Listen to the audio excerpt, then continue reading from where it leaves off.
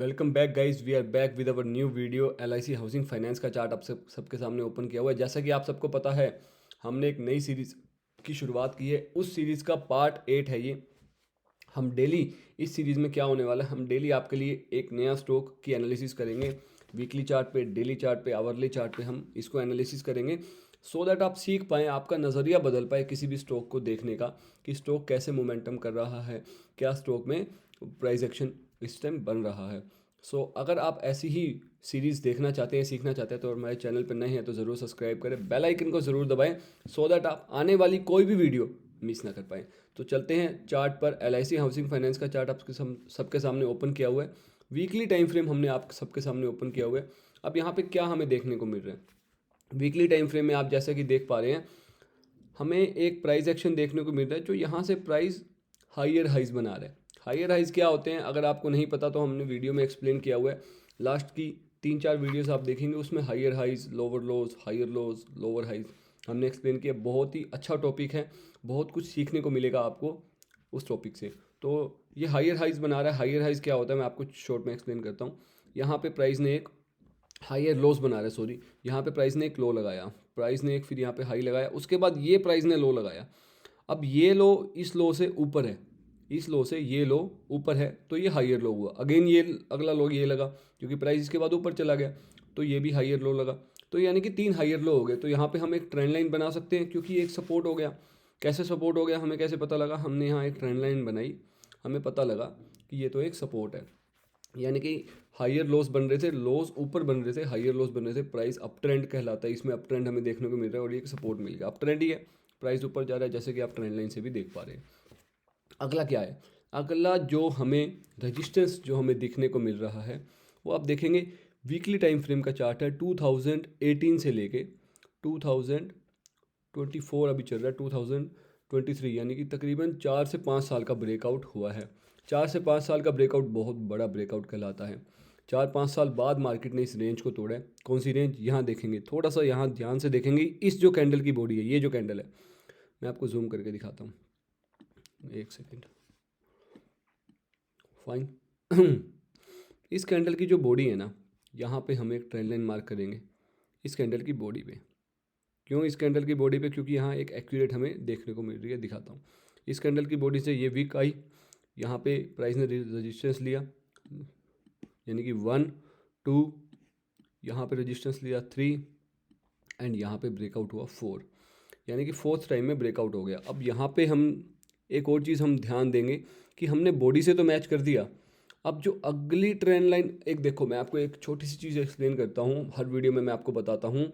Support और resistance का एक एरिया होता है, सपोर्ट और रेजिस्टेंस का एक पॉइंट नहीं होता, एक एरिया होता है। यानी कि इस एरिया में सपोर्ट है, इस एरिया में रेजिस्टेंस है, इस तरीके से। तो ये एक पॉइंट हमने आप सबके सामने यहाँ बना दिया, लेकिन ये एक एरिया है। कैसे, देखो ध्यान से, जैसे कि हमने यहाँ पे इसको बॉडी से टच किया। अब ध्यान से सुनना मेरे दोस्तों, यहाँ से ना ये जो विग आ रही है, इसकी बॉडी, ये इस कैंडल की बॉडी है ना, अगर हम इसको यहाँ से भी मिलाएं तो आप ध्यान से देखना, थोड़ा एक्यूरेट हो जाएगा चार्ट आप सबके लिए। कैसे एक्यूरेट होगा, क्योंकि ये एक एरिया है 511 से 517 तक का एक रेजिस्टेंस का एरिया है। क्यों एरिया है, ध्यान से देखना। सबसे पहले प्राइस यहीं पे ही, यहाँ पे अगर हम देखेंगे, प्राइस ने 511 के पास से ही रिवर्सल लिया, ठीक है, ऊपर 517 तक नहीं गया। और यहाँ देखेंगे, ये जो ब्रेकआउट के बाद जो इसने वापस रीटेस्ट किया है प्राइस को 26 तो 18 दिसंबर वाली कैंडल को, तो इसकी बॉडी यहाँ तक थी 517 तक, और यहाँ तक इसकी इस कैंडल की वीक आई थी 511 तक। तो ये प्रॉपर रेजिस्टेंस का जो था, जो ब्रेकआउट हुआ था, प्रॉपर इसने सपोर्ट का काम किया है इसी एरिया ने। तो इससे हमें वेरीफाई हो जाता है कि ये हमारी ट्रेंड लाइन बिल्कुल नीट एंड क्लीन है। ये हमारा सपोर्ट और रेजिस्टेंस, रेजिस्टेंस जो अब सपोर्ट बन गया, ये बहुत नीट एंड क्लीन है। आप देखो यहाँ पे कितना नीट एंड क्लीन हमें देखने को मिल रहा है, कितना ज़्यादा, कितना ज़्यादा, ठीक है। आप इसको इस तरीके से भी कर सकते हैं, ये भी बिल्कुल एक्यूरेट है, बहुत ज़्यादा नीट एंड क्लीन। हमारे सामने अब सपोर्ट बना है जिसको रीटेस्ट कर चुका है प्राइस। तो हुआ यहाँ पे क्या, हम आपको एक बार छोटा सा वर्बली एक्सप्लेन करते हैं, समरी बता देते हैं क्या हुआ है और आने वाले टाइम में क्या होने वाला है, क्या हो सकता है, वो हम आपको बताएंगे। क्योंकि प्रोबेबिलिटी की गेम है, क्या होगा क्या नहीं होगा वो हमारे हाथ में नहीं, वो मार्केट के हाथ में है। कहते हैं ना, भाव ही भगवान है, प्राइस ही भगवान है, प्राइस इज गॉड। तो वो हमारे हाथ में नहीं है। हम सिर्फ एक प्रोबेबिलिटी का बिजनेस है ये, हम सिर्फ एक अनुमान लगा सकते हैं कि इस तरीके से होना है, उसके हिसाब से अपना रिस्क को मैनेज करके हम शेयर मार्केट में काम करते हैं, मनी को मैनेज करके। क्योंकि अगर हम रिस्क को मैनेज कर लेंगे ना तो ही हम सक्सेस है। क्योंकि ये 100% सम की गेम नहीं है, it is a game of probability, it is a business of probability. तो अब यहाँ पे क्या हुआ, हमने यहाँ पे एक सपोर्ट बनाया, प्राइस ऊपर की तरफ जा रहा था, यहाँ से एक ट्रेंड लाइन हमने ऊपर की तरफ कर दी। और आप ध्यान से देखेंगे तो ये एक असेंडिंग ट्रायंगल भी आप सबके सामने बन चुका है। असेंडिंग ट्रायंगल और डिसेंडिंग ट्रायंगल, दो चार्ट पैटर्न होते हैं। डिसेंडिंग ट्रायंगल में प्रोबेबिलिटी होती है प्राइस नीचे की तरफ ब्रेक डाउन करे, वो भी हम आपको एग्जांपल आने वाले टाइम में दिखाएंगे। और असेंडिंग ट्रायंगल में जैसे कि आप देख पा रहे हैं प्राइस ऊपर की तरफ ब्रेक आउट करे, प्रोबेबिलिटी होती है। अब यहाँ पे समरी हमने ये की कि यहाँ पे एक सपोर्ट बना, 3 बार टच हुआ, प्राइस ऊपर की तरफ जा रहा था, हायर लॉस बना रहा था। और यहाँ पे एक वीकली टाइम फ्रेम में हमें एक रेजिस्टेंस देखने को मिला, 1 2 3 एंड 4 टाइम ब्रेकआउट हुआ। और ब्रेकआउट के बाद बहुत अच्छे से इसने रीटेस्ट किया, यहाँ पे 3-4 वीक टाइम स्पेंड किया, अगेन यहाँ पे हमें एक ऊपर की तरफ ब्रेकआउट देखने को मिला। अब हम यहाँ पे क्या कर सकते हैं, इसके लिए हम चलते हैं डेली टाइम फ्रेम पे। हम यहाँ पे क्या एनालिसिस कर सकते हैं, डेली टाइम फ्रेम पे आ जाते हैं या हम 4 आवर के टाइम फ्रेम पे आ जाते हैं। थोड़ा सा आपको अच्छे से चार्ट देखने को मिलेगा। यहाँ पे देखेंगे हम, एक हमें रेजिस्टेंस एरिया देखने को मिल रहा है, राइट, ठीक है, गुड। यहाँ पे हमें एक सपोर्ट भी देखने को मिल रहा है, जैसे हमें नीचे देखने को मिला था वीकली टाइम फ्रेम पे। 1 आवर के टाइम फ्रेम पे देखो कितना परफेक्ट हम इसको बना रहे हैं, इस तरीके से बॉडी से बॉडी मैच हो रही है, वीक बाहर है। और यहाँ पे अगेन हमें एक असेंडिंग ट्रायंगल देखने को हमें मिल रहा है। अब यहाँ पे क्या प्रोबेबिलिटी है, कितना एक्यूरेट ये बना है, आप ध्यान से देखना। इसी एरिया में 1 2 3 4, इसी एरिया में हमें विक्स देखने को मिली, राइट। और यहाँ पे Okay, हमें, I found this on the web for Amit sorry 1200. Sorry sorry सीरी और यहाँ पे हमें एक सपोर्ट देखने को मिला, 1 2 3, ठीक है जी।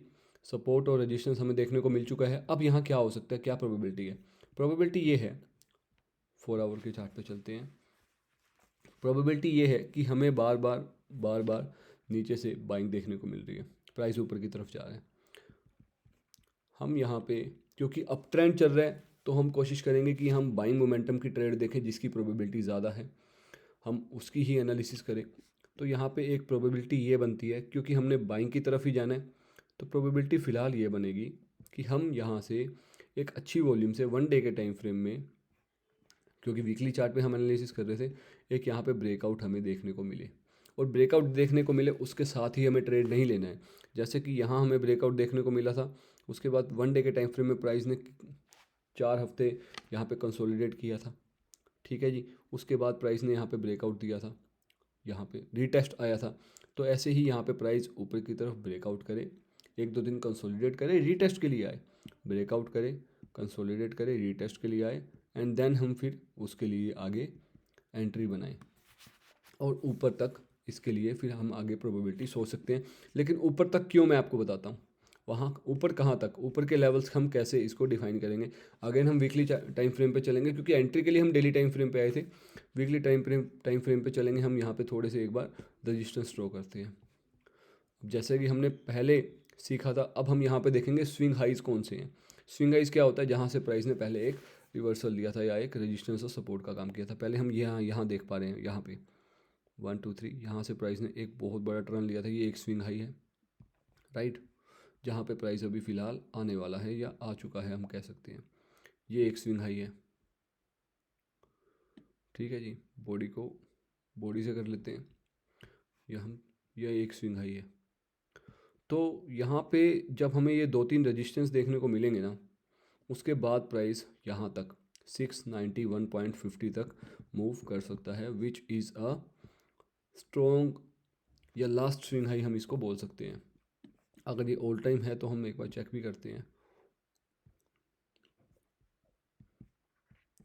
क्या ये ऑल टाइम है। Let me check. 1 मंथ में भी हमें यही देखने को मिल रहा है।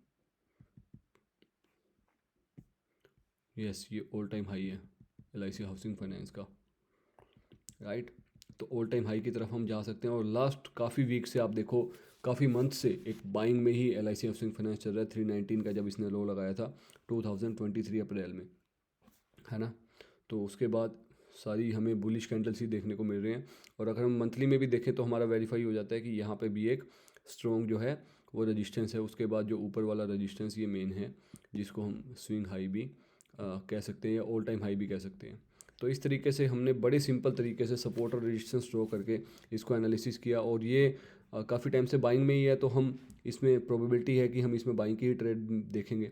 और काफ़ी अच्छा यहाँ पे जो है मोमेंटम हमें देखने को मिला है। अगर आपको फिर से इसको समझना है तो अच्छे से एक बार वीडियो को दोबारा देखना, आपको और अच्छे से समझ आएगा और इसको ट्रैक करते रहना। So this was it for LIC housing finance. अगर आपको वीडियो अच्छी लगी हो तो प्लीज़ वीडियो को लाइक करें, चैनल को सब्सक्राइब करें और बेल आइकन को ज़रूर प्रेस करें। And this was educational purpose video. हम कोई सेबी रजिस्टर नहीं है, तो किसी भी ट्रेड में, इन्वेस्टमेंट में कुछ भी एंट्री करने से पहले आप अपने फाइनेंशियल एडवाइजर से ज़रूर सलाह लें। Thank you my dear friend, God bless you, wish you get success in trading, follow stock trading easy for more such updates. Thank you so much.